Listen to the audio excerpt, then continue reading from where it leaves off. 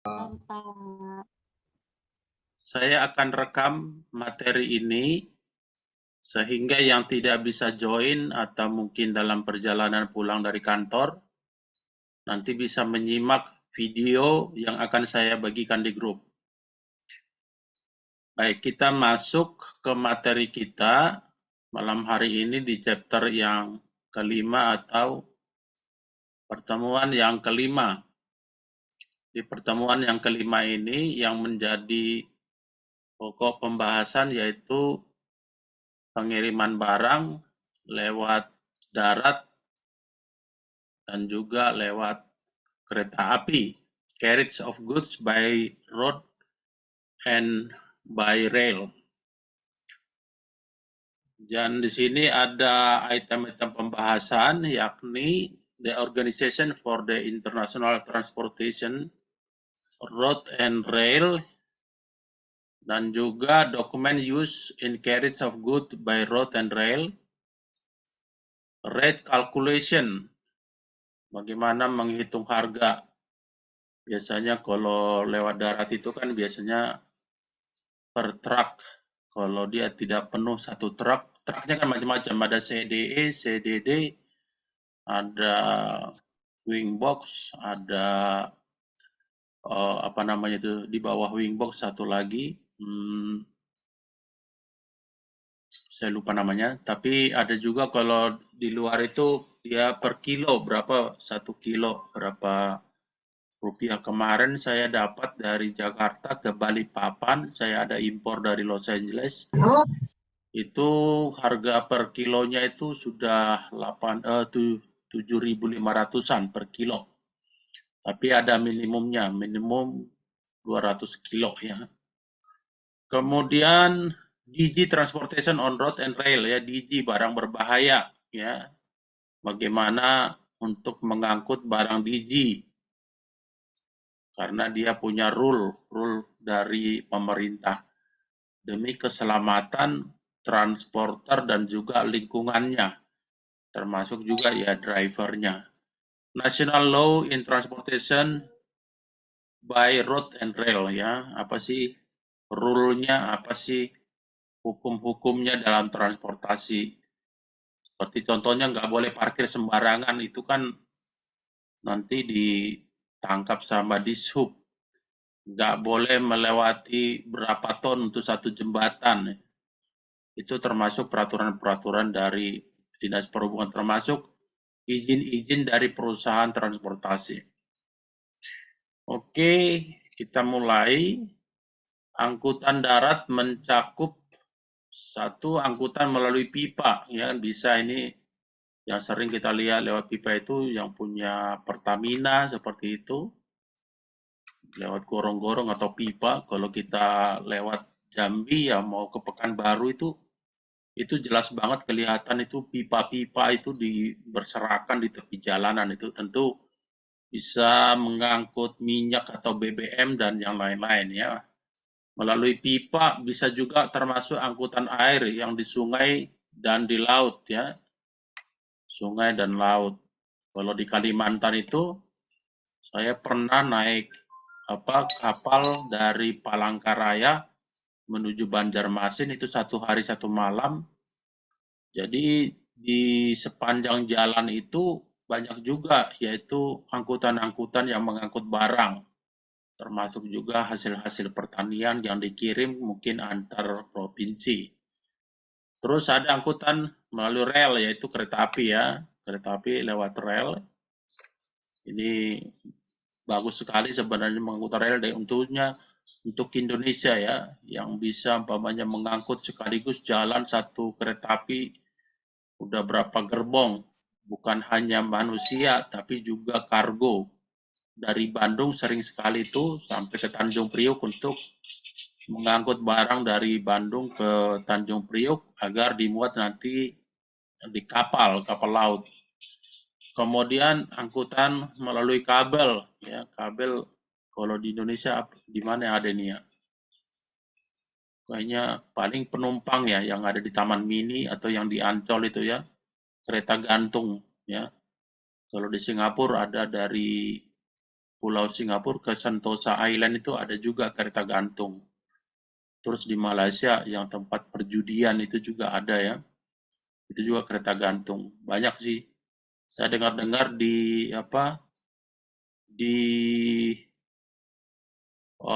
Lombok mau dibuat katanya dari ke Rinjaninya, ke Gunung Rinjani, tapi sampai ke Danau Segara Anak.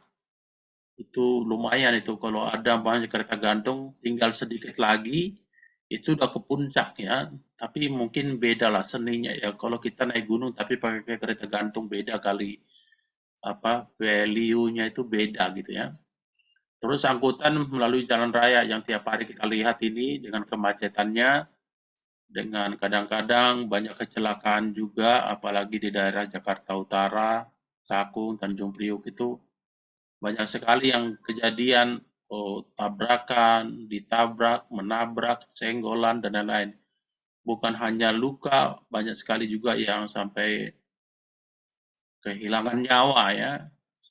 Menurut saya media aja udah bosan untuk meliput itu karena hampir setiap hari ada kejadian apalagi di saat-saat macet total karena orang kadang-kadang naik motor itu benar-benar nyelip sana sini dan supir yang sudah kecapean, supir yang mungkin dari malam kerja sampai pagi itu ya ngantuk gitu nggak bisa ngelihat dengan jelas tiba-tiba ada yang nyelip gitu itu yang bisa sangat berbahaya.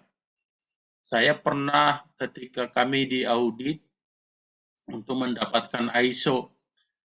Jadi dari auditor bilang tetap jaga jarak katanya gitu, jaga jarak di Tanjung Priok walaupun macet gitu. Tapi kalau jaga jarak kita nggak bisa jalan, bisa berjam-jam gitu macet gitu loh. Jadi mau nggak mau ya udah. Saya awal-awalnya karena saya pernah di sana sebagai branch manager di Tanjung Priok, saya bilang ke anak-anak itu jaga jarak, jaga jarak. Tapi ketika saya yang jalan, kalau saya jaga jarak, yang nggak bisa lewat, macet gitu. Akhirnya ya udahlah dengan doa, dengan kadang-kadang main klakson biar supirnya ngeh gitu kan, baru kita lewat gitu. Karena sekarang sudah mending karena banyak ya dari dari pelabuhan yang dekat Mbah Priok itu sudah ada langsung masuk ke tol gitu ya. Dari Segara itu dari jalur merah itu udah langsung ke tol. Nah, dari sini juga kan ada umpamanya dari arah Cililitan ini langsung tol terus itu bisa langsung ke NPCT1. Ada pelabuhan Newport NPC, Newport Container Terminal NPCT1 itu ada pelabuhan baru itu tapi di laut gitu, di laut. Maksudnya laut itu ditimbun dibuat jadi pelabuhan gitu ya. Itu namanya NPCT1, Newport Container Terminal. Karena ada Koja, ada NPCT1. Oh, yang tadi saya bilang yang dekat apa itu namanya Kali Baru, terus ada juga UTC 1, ada UTC 2, ada CDC, banyak sekali di situ tempat berthing. Berthing itu tempat berlabuhnya kapal. Jadi Tanjung Priok itu masih dibagi-bagi lagi ya. Ada Koja, ada UTC 2, ada NPCT1, ada CDC, ada Pos 1, macam-macam. Untuk angkatan laut ada di sebelah Pos 9 itu namanya Kolin Lamil ya. Itu biasanya kalau ada kapal Dewa Ruci juga itu bersandar di sana ya. Waktu kemarin Air Asia yang jatuh di mana itu di Karawang, dari situ juga nanti keluar masuknya yang mau membantu ke Karawang di laut di Karawang sana ya. Oke, transportasi jalan raya. Unsur transportasi ini adalah jalan raya sebagai prasarana dan kendaraan, bisa mobil, bisa bus, bisa sepeda motor dan sebagainya. Tentu bisa juga truk, trailer, bisa kometo atau multi axle, bisa low bed, bisa flat bed, macam-macam ya. Itu juga bisa termasuk sebagai sarana untuk transportasi atau unsur transportasi ya. Kelebihan transportasi jalan raya yaitu luas dapat menjangkau seluruh pelosok daratan dengan adanya jaringan jalan baru, jembatan dan lain-lain. karena berbeda gitu ya. Kalau dari Bandung dikirim umpamanya 1 kontainer ke Surabaya, bagusnya truk itu bisa sampai ke pabrik di Bandung, ya. Dari pabrik di Bandung nanti dikirim ke Surabaya, bisa sampai lagi ke pabrik gitu atau ke pembeli, entah itu ke mall, entah itu ke pabrik, entah itu ke toko. Tapi kalau kereta api, umpamanya dari Bandung sampai Surabaya, kan nggak mungkin. Pabrik itu dekat stasiun kereta api kan nggak mungkin lah. Walaupun ada mungkin, tapi secara umum kan ada kompleks untuk perusahaan seperti apa yang ada di KBN, ya, kawasan Berikat Nusantara, ada KBN Cakung, ada KBN yang di Karawang. Nah, biasanya kan berarti yang punya barang atau si shipper akan membawa barang dulu ke stasiun kereta api, ya kan, stasiun kereta api di Bandung. Nanti dimuat ke kereta api, baru jalan ke Surabaya contohnya. Sampai di Surabaya pasti pembeli itu juga tidak dekat dengan stasiun kereta api. Berarti dia akan menggunakan truk lagi untuk mengangkut dari stasiun kereta api ke pabrik, ya, atau ke mall atau kemana pembelinya, ya. Jadi berarti ada tiga jenis, maksudnya 3 kali tracking. Di Bandung dari pabrik menuju stasiun kereta api, nanti dari stasiun kereta api di Bandung menuju stasiun kereta api di Surabaya, baru dari stasiun kereta api di Surabaya menuju kepada konsaini atau pembelinya, ya. Itu kalau truk tadi keunggulannya atau trailer gitu itu langsung dari pabrik langsung jalan cuma satu aja gitu. Itu kelebihannya kalau menggunakan transportasi jalan raya, ya. Kalau kapal laut juga sama seperti itu. Nanti tentu kalau di Bandung kan tidak ada pelabuhan kapal laut untuk kargo, adanya di Jakarta. Akhirnya nanti dari Bandung kirim dulu ke pelabuhan Tanjung Priuk. Dari Tanjung Priuk nanti menggunakan kapal sampai ke Tanjung Perak yang di Surabaya. Berarti dari Tanjung Perak dia menggunakan truk lagi atau trailer menuju pabriknya lagi, seperti itu. Tidak langsung, ya. Itu keunggulan dari menggunakan kalau jalan raya atau angkutan darat, ya. Jadi di sini katakan lebih luas dia, ya, lebih luas, lebih fleksibel, lebih luas, ya. Harganya hampir sama menurut saya laut sama darat, ya.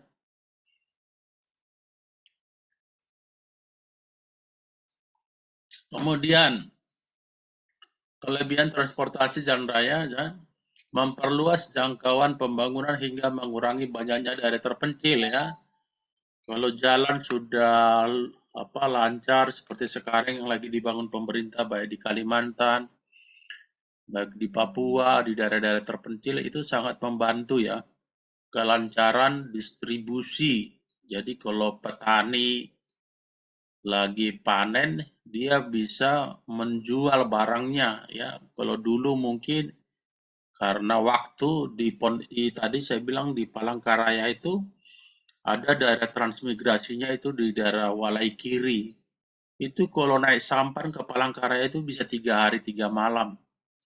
Jadi belum sampai ya sayuran atau buah-buahan yang dibawa itu bisa sudah layu, sudah busuk. Nah, disitulah perlunya ada transportasi yang bisa cepat gitu. Nanti katanya dari sini ke Bandung cuma berapa jam udah nyampe gitu menggunakan kereta kereta api cepat itu yang katanya paling baik di Asia atau di ASEAN lah, ya. Seperti itu. Jadi memperluas jangkauan pembangunan hingga mengurangi banyak daerah terpencil, ya.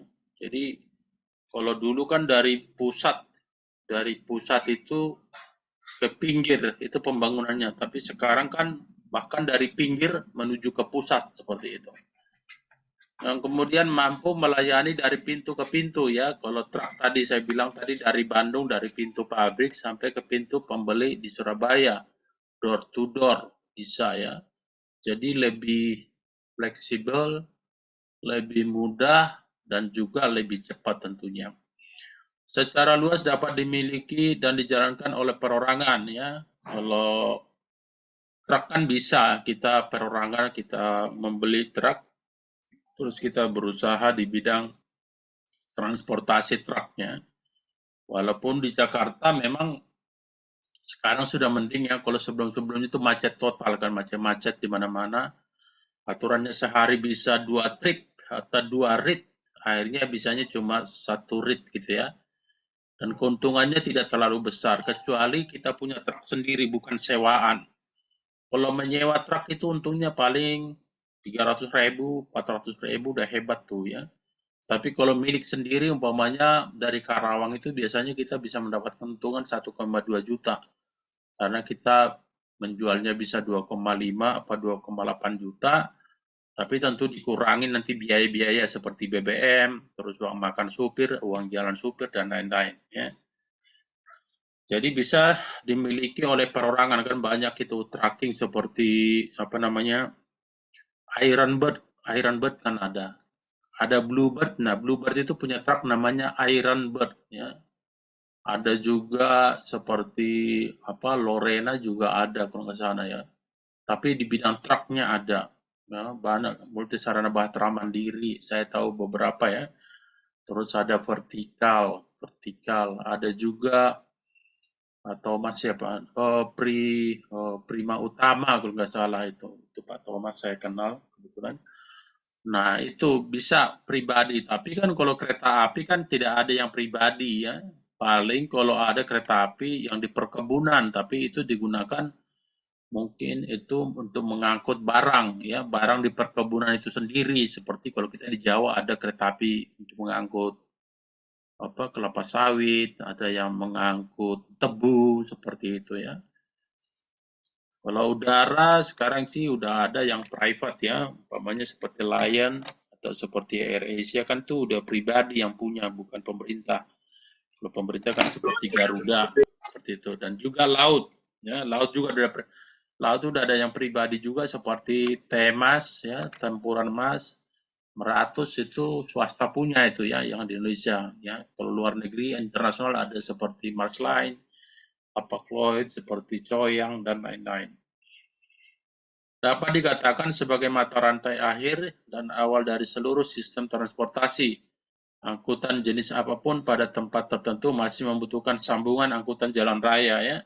Tadi saya bilang kalau menggunakan kapal laut dari Bandung ke Surabaya masih tetap disambungkan dengan angkutan jalan raya dari pelabuhan dari lokasi customer ke pelabuhan menggunakan kereta api juga demikian dari customer sampai ke ke ke pabrik itu.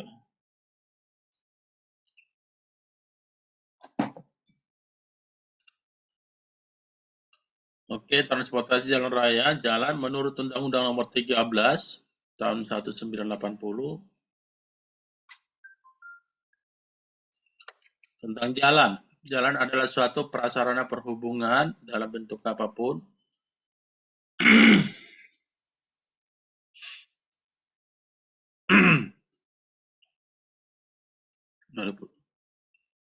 meliputi bagian jalan, termasuk bangunan pelengkap dan perlengkapannya yang diperuntukkan bagi lalu lintas. Ya. Jalan raya terdiri atas beberapa bagian, ruang manfaat jalan atau rumaja, meliputi badan jalan, saluran tepi jalan, dan ambang pengamanannya. Batas jalan meliputi jalur lalu lintas dengan atau tanpa jalur pemisah, dan bahu jalan, ambang pengaman, jalan terletak di bagian paling luar dari daerah manfaat jalan, dan dimaksudkan untuk mengamankan jalan bangunan. Oke, saya pikir nggak perlu ini saya jelaskan, karena nggak terlalu penting kecuali nanti kalian kerja di Departemen Perhubungan ya. Mohon maaf, saya udah 2 hari demam, jadi agak kurang fit.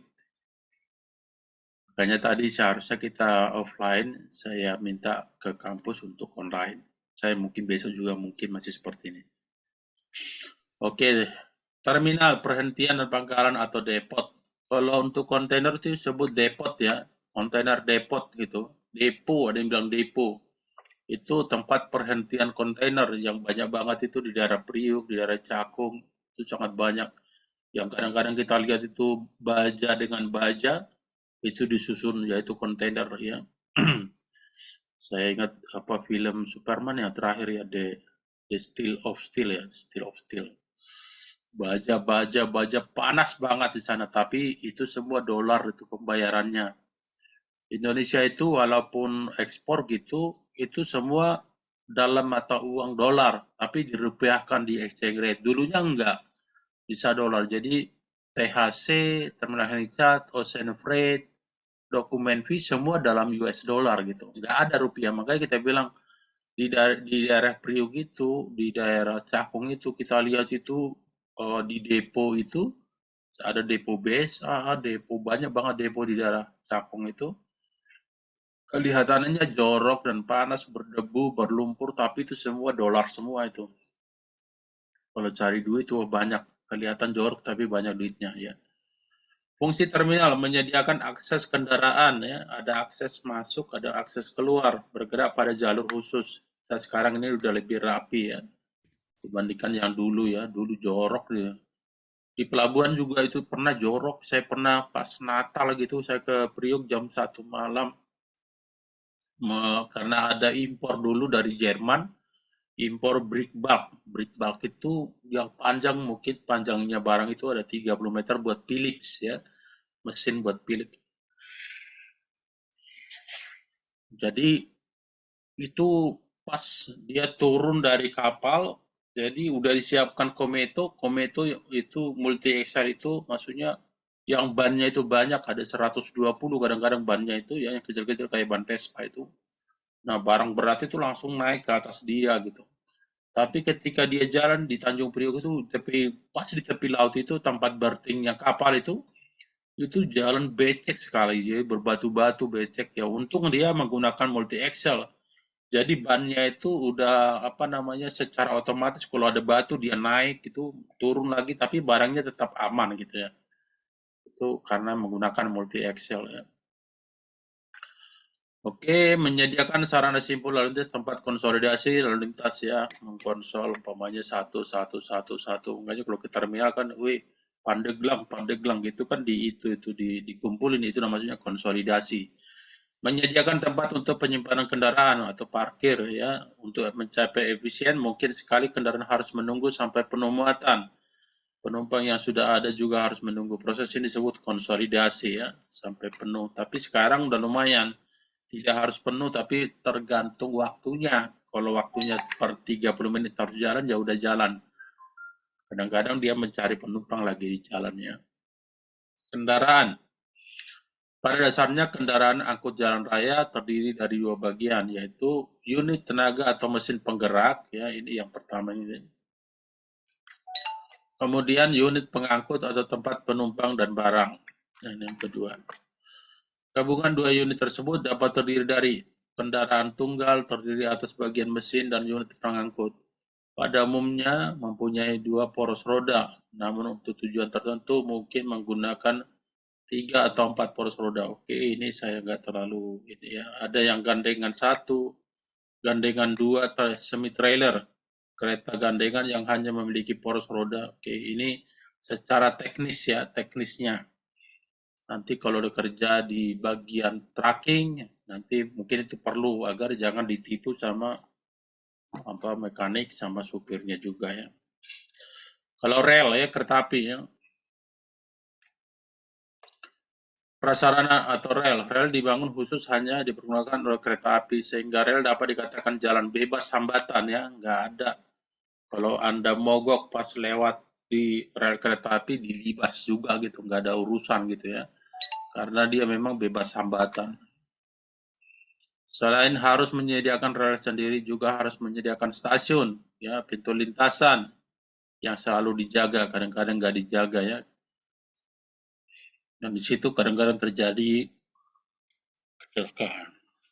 Oke, biaya pembangunan rel ini harus ditanggung sendiri dan menjadi bagian terpadu oleh biaya pengadaan kereta api tanpa harus berpatungan dengan moda angkutan lain ya. Jadi dia mandiri PJKA, Perusahaan Jawatan Kereta Api. PJKA ini mulai maju semenjak dipegang sama dulu menteri siapa itu si Jonan itu. Dia berubah image terhadap terhadap perkereta apian yang biasanya selalu rugi ya selalu rugi bisa menjadi beruntung gitu. Karena dulunya rugi tidak diurus.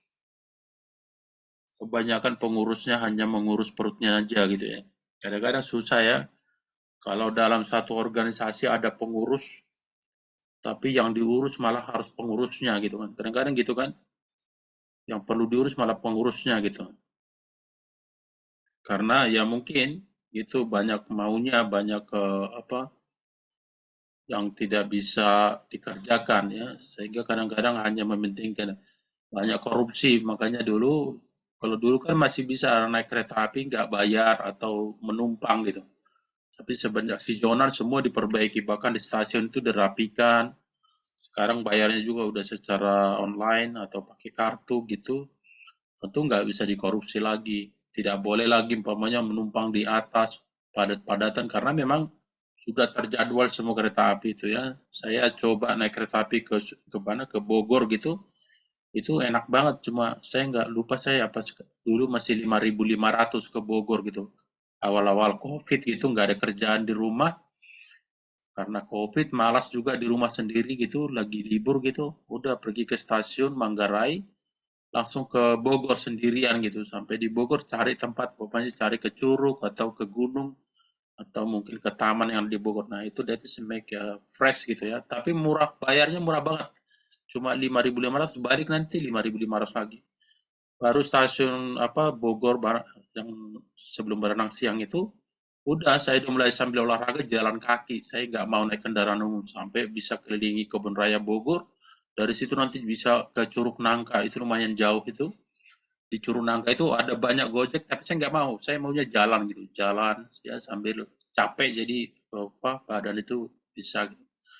Jalan nanti sampai itu bagus banget ada beberapa curugnya itu air terjunnya terus naik nanti di atas itu banyak hutan-hutannya itu bagus sekali ya itu kalau naik kereta api memang sangat murah bahkan banyak orang katanya sekarang entah mau ke Bandung atau mau kemana gitu naik kereta api apa namanya ganti-ganti. Jadi tibanya di Bandung bisa tetap cepat juga, tapi biayanya masih jadi lebih murah gitu ya. Saya belum pernah mencoba itu, tapi kepengen. Tadi ada orang mau mengajak mau ke itu ke Garut, ke Garut katanya bisa naik kereta api ke Garut gitu ke gunung apa itu Gunung Cikuray rencana ada mau ke sana tapi saya bilang waduh saya nggak berani kalau nyambung kereta api karena nggak pernah dan saya pikir itu capek gitu loh menunggu menunggu kan malas banget mending kalau bisa ada yang sudah menyiapkan kendaraan jadi kita bisa jalan gitu untuk apa namanya untuk hiking atau untuk climb the mountain ya. Oke kita lanjut oke kereta api ya biaya pembangunan, oke saya nggak usah agar semua pekerjaan bekerja dengan baik maka pemeliharaan itu perlu ya rapi kelihatan rapi kemudian tapi tidak hanya berada di permukaan tanah tapi juga ada di bawah tanah makanya kalau nonton apa itu National Geography itu kadang-kadang di Malaysia itu bisa ditembus dari satu tempat itu untuk langsung bikin terowongan gitu jadi alatnya itu nanti kalau mati kita sambung lagi ke yang tadi kalau ini habis waktunya 45 menit nanti kita sambung lagi ke link yang tadi agar kita sambung lagi oke okay? Jadi di Malaysia itu sama dengan pembangunan Petronas itu kan ada dua itu sana juga membangun rel kereta api gitu jadi dimasukkan satu alat ke tanah itu yang mengorek terus bisa keluarkan apa namanya tanah itu jadi bisa lubang jarak panjang itu jalan langsung gitu itu teknologi yang sudah luar biasa ya seharusnya itu bisa umpamanya mau ke Bandung bikin kereta api bawah tanah kan tinggal masukkan ke tanah nanti sampai di Bandung udah jadi gitu karena menurut saya kereta api sangat bagus sebagai transportasi ya karena bisa mengangkut dalam jumlah yang banyak. Oke, stasiun kereta api ya stasiun adalah tempat berkumpul penumpang ya biasa ya beristirahat menunggu ya waiting list atau stasiun juga pengendalian dan pengatur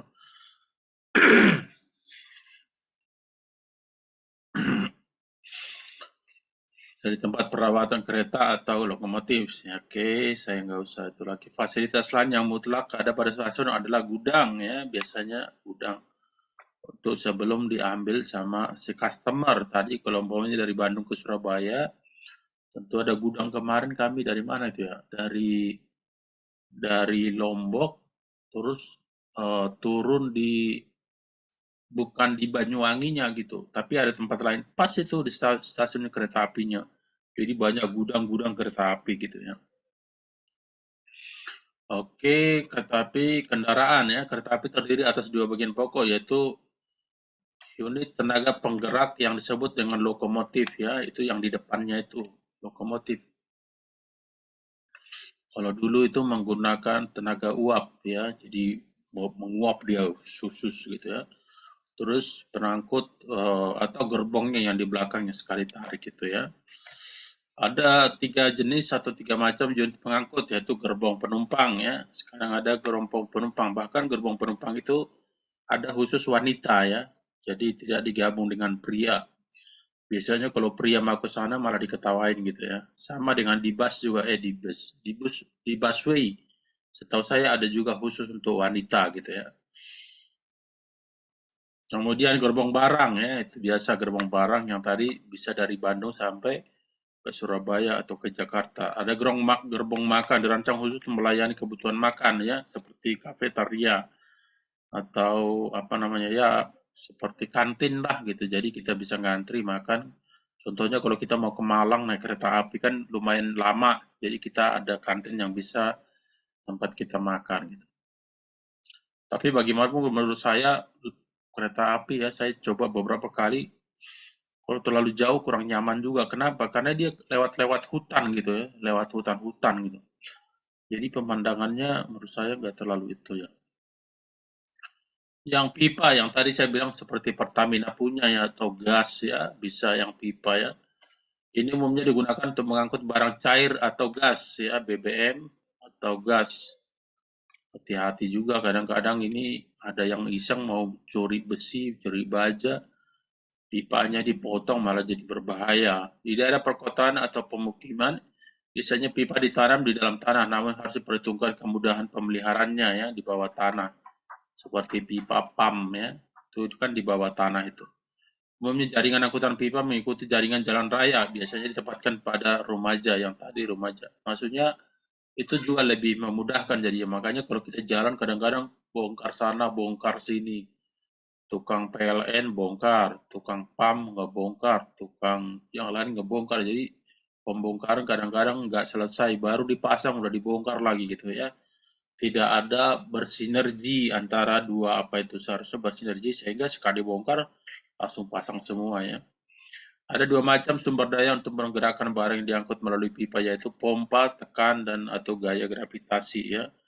Kalau mungkin dia mendaki ya pakai pompa, tapi kalau dia umpamanya menurun, gaya gravitasi kan otomatis bahan cair itu menurun gitu, sehingga nggak memerlukan pompa. Angkutan gantung yang tadi seperti apa tadi saya bilang, gantole dan lain-lain ya. Contoh di Indonesia, gantole apa namanya, kereta gantung. Contoh di Indonesia di Taman Mini kan ada, di Taman Mini kereta gantungnya. Di Ancol juga ada, di Ancol kereta gantung. Tadi saya bilang di Sentosa Island ada itu, dari Singapurnya ke Sentosa Island. Itu tinggi banget. Saya pernah lagi training di Singapura, terus saya pelatih saya itu dari apa ya, jajahannya Inggris itu apa itu namanya, daerah atas Skandinavia lah gitu ya. No, jadi kami berdua naik itu, waduh, itu tinggi banget karena dia melewati laut kan, baru ke Sentosa Island itu tinggi banget. Kalau jatuh ya langsung almarhum lah gitu ya. Tapi Singapura sih cukup aman ya, Singapura itu cukup aman. Karena pemeliharaan di Singapura, keamanan, security juga. Karena kalau negara kecil gitu, security-nya juga nggak ada yang mana laku kan gitu. Indonesia kan luas, jadi susah untuk dijaga.